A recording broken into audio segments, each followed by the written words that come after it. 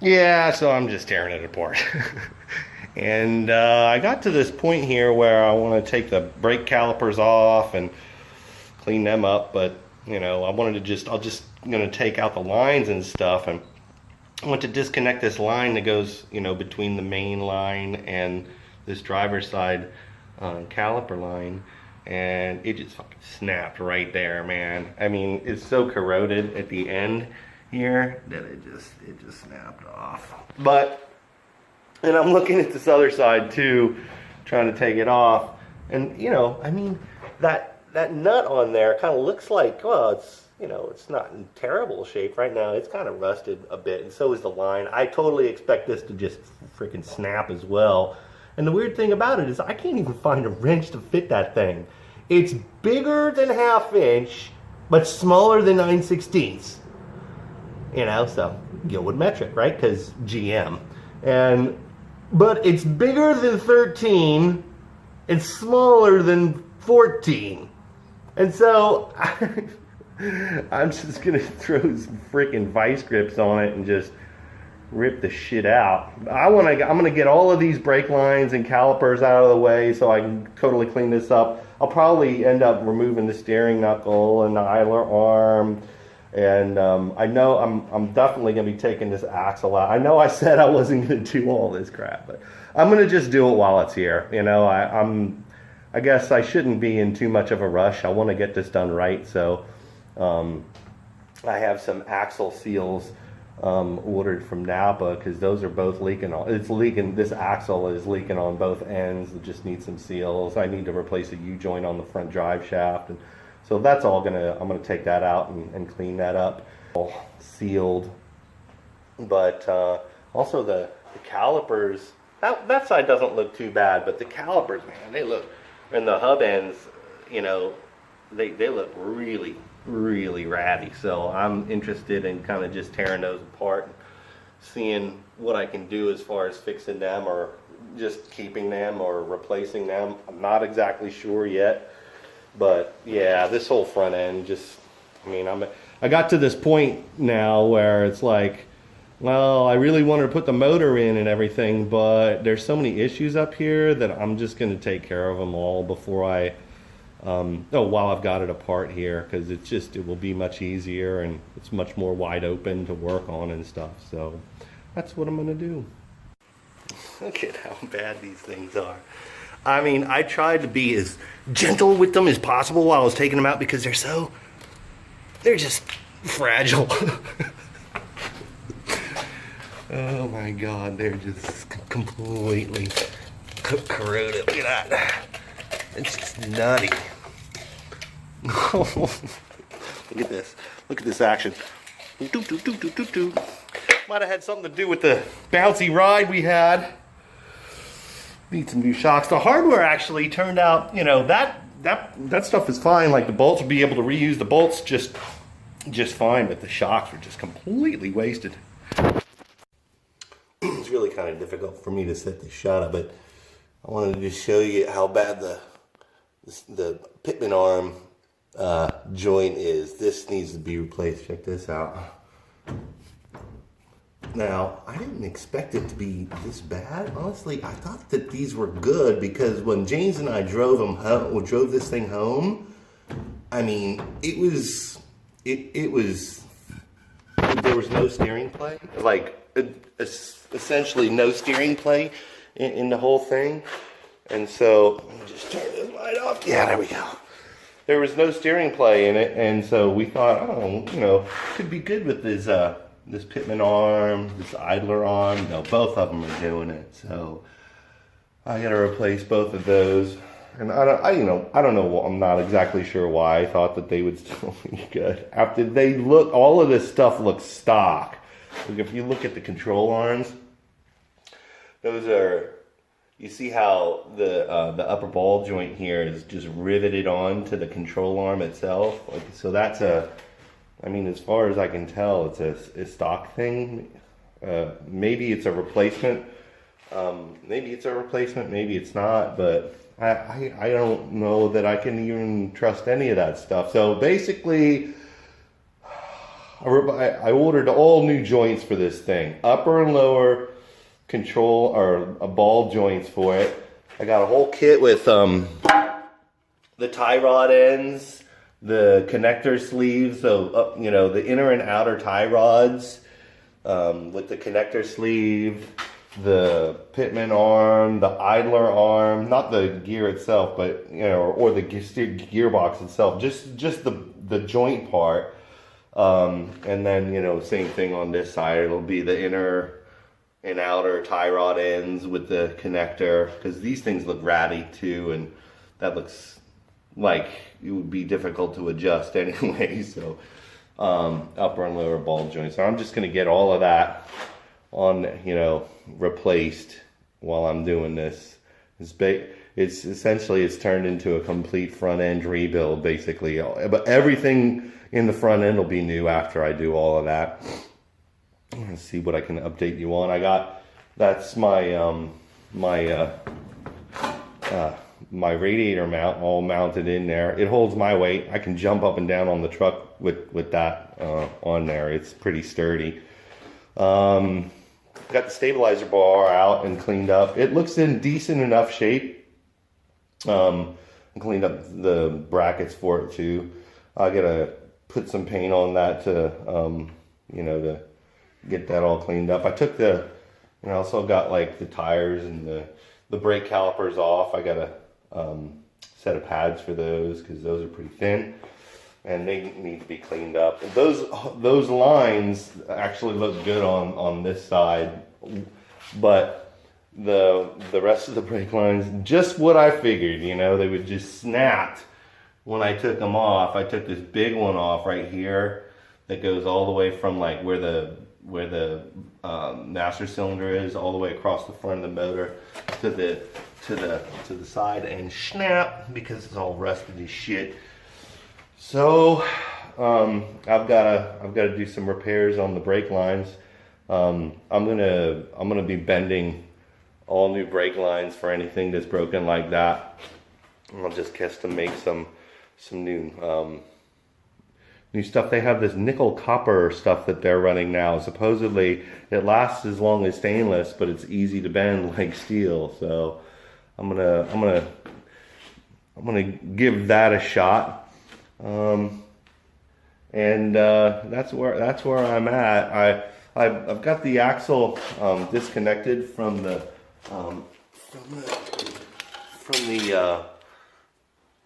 CV axle disconnected from the axle here, because I got this axle is leaking really bad on both seals, and what ends up happening on these things is they leak right at the end seal, and this one is leaking on both sides. You can see that side is covered in oil, that side's covered in oil. The middle is covered in oil because there's a seam right here that needs to be just re-sealed. This needs to be re-sealed. I got some new seals for both of those ends. So this axle, or this drum, you know, I don't know what is it? It's a differential. It's essentially just the differential. So this differential with like the axle stubs are just the oil's coming out. I'm taking this whole thing out. So basically, this entire... Thanks, Colleen. Check this out. Check out what she gave me. This gigantic K&N flag. I got it hung up here in the garage. I'm going to stand all the way back on the other side of the garage just to give you some kind of a perspective. It is freaking huge. It is. I didn't think it would be this big. It's gigantic. But you know you're getting a purple K&N filter for your first car, right? For my first, it's going to be a purple K&N filter. At least, you know, at one point in my life, I'm going to get a purple air filter with a purple Mustang. With purple seats and a purple steering wheel. Oh my God. Just for you. That's awesome. Thanks for the flag, Colleen. That looks great. No problem. It's an example of how well this descaler works. I cleaned that side up. That's what it looked like at first. It gets it clean enough to where you could, you know, you're not peeling these rust chips off of it when you're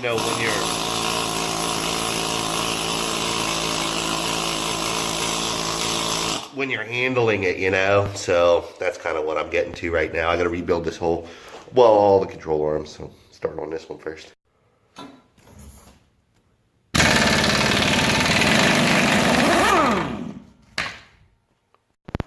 Got some good stuff in the mail this week. This is the steering component rebuild kit, basically, that I was talking about. It's got all the tie rods, ball joints, idler arm and pitman arm in there. Got my shocks in, Skyjacker Hydra 7000. These things are going to be awesome, and yeah, they come with stickers, so that's going on the truck. Got this flaring tool kit. This is this lets you do the double flare for the end of the end of hard lines, like brake lines and stuff. And this, I got this really neat kind of looking you know, brake line bending tool kind of thing. So you just stick it in there and kind of like bend a line however you need to do custom lines. These two are just cheap eBay crap, but the wrench actually seems really good. I got most of the front end apart right now. It's lying in pieces here, but yeah, the lower control arm on both sides, the lower control arms plural, are still in, and so is the differential. I'm having some issues with this with taking the torsion keys out. They're rusted in place. The torsion bar goes from the lower control arm all the way back to like where it attaches into some keys. And the problem is those keys back there, they're just like rusted in solid. Now I already had this control arm out. Like you could see the bolts undone. I had it out and I was totally gonna just take it off, but it was like this torsion bar should be able to slide out of that slot.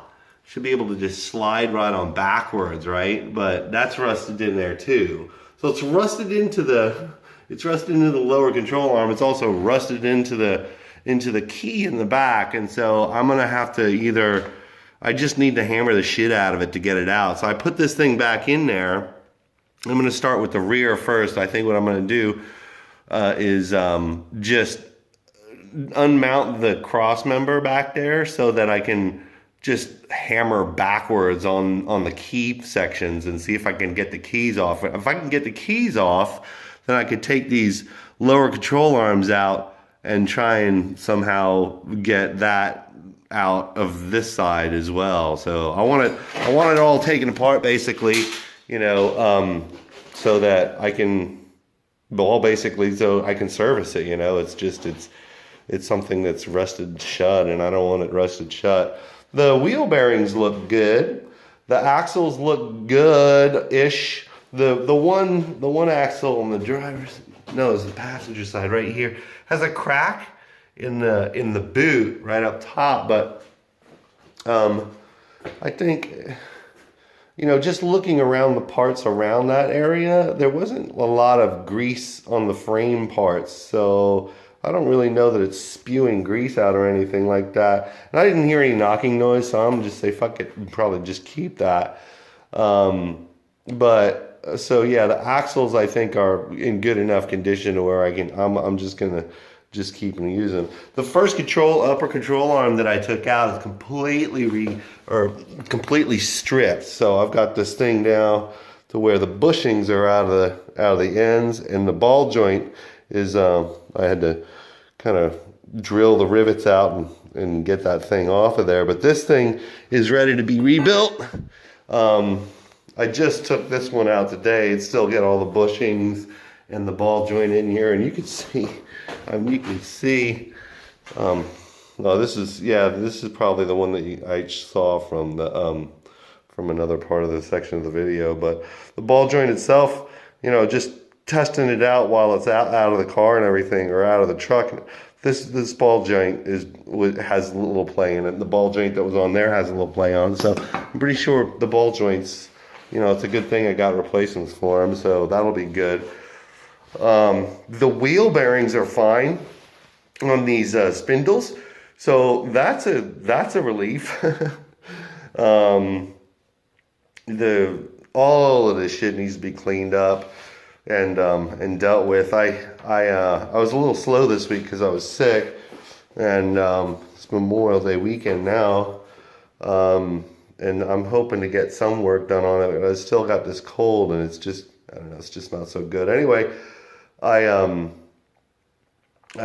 got that one out earlier, like earlier in the week, like a week ago or something like that, and I started working on the bushing, the bushings, right? So the polyurethane bushings will replace the rubber parts, but these things, whatever the carriers are, you know, the bushings actually ride on that, and they're supposed to spin freely, but this is like 10 thousandths too big right now. I cleaned them, you know, sanded them down. I actually chucked them up in my drill press, you know, stuck them on a bolt, bolted them down to a bolt, and chucked it up into the drill press, and just filed and sanded them down a little bit so that they were, you know, okay. But still, like right now, this, you know, they're both about 10 thou over the diameter of this, and I wanted to get it. I want to get it closer, so I'm gonna have to work on these bushing sleeves a little bit longer too, and I'll have to do the same thing with the other bushing sleeves that come out. With the Hyperflex system, they come with the lower bushing sleeves for the lower control arm. They come with sleeves, but you have to reuse the ones, the hardware that's the original hardware for the upper ones is how they adjust the toe on the suspension and stuff. So anyway, that's where I'm at right now, or the issue that I'm up against right now. I'm just kind of worried about it is getting that torsion bar out of there. I think it's going to be a pain in the butt. Look at this skinny little bolt here. Look at that thing. So I took this out of the cross member that holds the torsion bar in place, and you see that? This is all, it's rusted so bad, it just got like skinny in the middle. That's crazy. I wonder if it's like that on the other side. I got the cross member like disconnected and everything, and I'm trying what I can with what I have. You know, and what I have is, you know, really not very heavy duty stuff. I got this little air chisel, but it's just, you know, it's just a little chisel. It doesn't, you know, it's nothing. I mean, you look at it, it's like, it's tiny, you know, weighs probably like a pound or something like that. Garbage. It's got, this is not garbage, but it's just, it's not a hammer, it's a chisel. Then I got this big old long rod. I was beating the crap out of that cross member to try to move them keys back, but that just didn't work either. You know, I'm not beating on it anymore. So what I've decided to do is get an actual air hammer, and so I ordered one. We'll see what happens when that comes in. But it is a proper air hammer. It should be able to let me get the torsion bar out of this side of the thing. Oh, this is no flash, so you can't really see anything. It's like, it should let me get the torsion bar out of this side of the equation here. If you can see that, it's stuck in there in that little hexagonal hole, right? So it should be able to let me pound that straight through that way. And also it should let me pound the back one forward so that the torsion bar can come out. Anyway, I'm just going to leave those hanging until I get my tool. I'm trying to get these control arms assembled, and the upper ball joints that they gave me for the upper control arm doesn't have any Zerk fitting on it. I had to go out and buy a Zerk fitting for it because they don't supply it in the hardware. They give you two different lengths of hardware. They give you these short ones and these long ones depending on, like, I guess which control arm you have, but no Zerk fitting. And, you know, the funny thing is, like, the other stuff has Zerk fittings, you know, packaged with them. You have to install them and everything like that. But, like, I already did one. I had to tap it out. I had to drill it out and then tap it out so I could put a Zerk fitting in there. But, yeah, the control arms are coming back. I guess I can't complain too much. These things were dirt freaking cheap. That's a nice looking control arm, too. Cleaned up real nice. I don't know if it's because the bushings are out of spec or because not the bushings, the sleeves, or it's the control arms themselves that are just kind of wrong. But these sleeves right here they go into the control arm bushings right there. They fit fine, like, you know, as long as the bushing is sitting out in the open and not installed. But once you install the bushing, it compresses a little bit, like by good like 25 thousandths of an inch. And this thing, well, all of a sudden becomes like a press fit. And that's not good because these need to go in real, the whole assembly needs to rotate on this sleeve, basically. And so what I have to do in order to get the sleeves to work with the bushings as they're installed, because I'm definitely using these Energy Suspensions Hyperflex System bushings, is that I attach it to a little bolt here so I can get a good grip on it, and then just throw it on the stone there for the spinning stone for.